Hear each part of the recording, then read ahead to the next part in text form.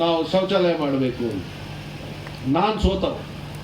ನನಗೆ ಸರ್ಕಾರದಲ್ಲಿ ವಿಧಾನಸೌಧಕ್ಕೆ ಹೋಗ್ಲಿಕ್ಕೆ ನೀವೇ ಅಧಿಕಾರ ಕೊಡ್ಲಿಲ್ಲ, ನೀವೇ ಅಧಿಕಾರ ನನಗೆ ಕೊಡ್ಲಿಲ್ಲ. ಸೊ ನನಗೆ ಏನೂ ಮಾಡ್ಲಿಕ್ಕೆ ಆಗ್ಲಿಲ್ಲ. ಆದರೆ ನನ್ನ ಉದ್ದಿಮೆಯಲ್ಲಿ ನಾನು ಹೇಳಿದೆ, ನಾನು ಸ್ವಂತ ಖರ್ಚಲ್ಲಿ ಮಾಡ್ತೇನೆ, ಅದನ್ನು ನೀವು ಮಾಡಿ ಅಂತ. ಅದು ಬಿಜೆಪಿ ಅವರಿಗೆ ಗೊತ್ತಾಯ್ತು. ಯಾರಿಗೆ? ನಮ್ಮ ಶಾಸಕನಿಗೆ. ಬೇಡ ಬೇಡ ಬೇಡ, ಪ್ರಸಾದ ತಗೊಂಡ ತಗೊಳ್ಬಿಡಿ, ನಾವು ಮಾಡ್ತೇವೆ ಅಂತೇಳಿ. ಪಾಪ ಅವ ನಮ್ಮ ಯೂತ್ ಕಾಂಗ್ರೆಸ್ ಅಧ್ಯಕ್ಷ ಅಲ್ಲಿದ್ದು, ಅಲ್ಲಿ ಯೂತ್ ಕಾಂಗ್ರೆಸ್ ಅಧ್ಯಕ್ಷ, ಅಣ್ಣ 3 ತಿಂಗಳಾಯ್ತು ಶ್ರೀನಿವಾಸ್ ಪೂಜಾರ್ ಇದು ಕಣ್ಣಿಗೆ ಇದಕ್ಕೆ ಖಾಲಿ ಒಂದು ಹೊಯ್ಗೆ ತಂದು ಹಾಕಿದ್ದಾರೆ, ಇನ್ನೂ ಕೂಡ ಕೆಲಸ ಸ್ಟಾರ್ಟ್ ಆಗಿಲ್ಲ.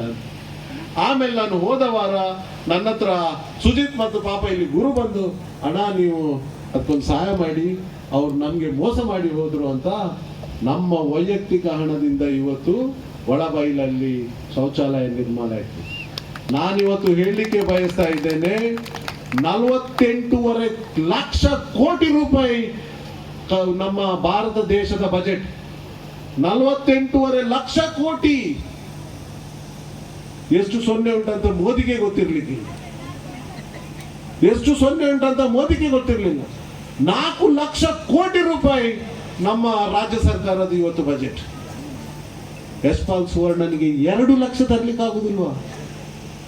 2 ಲಕ್ಷ. ಯಾವ MLA?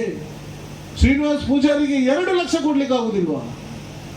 ಜನರ ಅಭಿವೃದ್ಧಿಗೆ, ಶೌಚಾಲಯಕ್ಕೆ ನೀವು ಆಲೋಚನೆ ಮಾಡಬೇಕು. ಇವತ್ತು ನಮ್ಮ ಇವತ್ತು ಬಿಜೆಪಿಯ ಯಾರು MLAಗಳಿದ್ದಾರೆ, ಯಾರು ಲೋಕಸಭೆ ಸದಸ್ಯರಿದ್ದಾರೆ, ನಿಮಗೆ ಮೋಸ ಮಾಡ್ತಾರೆ, ನಿಮ್ಮ ಹಣ ನೋಡ್ತಾ ಇದ್ದಾರೆ. ಇವತ್ತು ನೀವು ಅರ್ಥ ಮಾಡ್ಕೊಳ್ಬೇಕು ಇದನ್ನು. ನಾನು ಒಂದೇ ಒಂದು ಕಳಕಳಿಯ ವಿನಂತಿ ಮಾಡ್ತಾ ಇದ್ದೇವೆ. ನೆಕ್ಸ್ಟ್ ನಮಗೆ ಪಂಚಾಯತ್ ಬರ್ತದೆ, ಪಂಚಾಯತ್ ಚುನಾವಣೆ ಬರುವ 3 ತಿಂಗಳಲ್ಲಿ ಬರ್ತದೆ. ಇವತ್ತು ನೀವು ನನಗೆ ಆಶ್ವಾಸನೆ ಕೊಡಬೇಕು, ಎಲ್ಲರೂ ಕಾಂಗ್ರೆಸ್ ಪಕ್ಷದ ಅಭ್ಯರ್ಥಿಯನ್ನ ನೀವು ಇವತ್ತು ಗೆಲ್ಲಿಸ್ತೇವೆ ಅಂತ.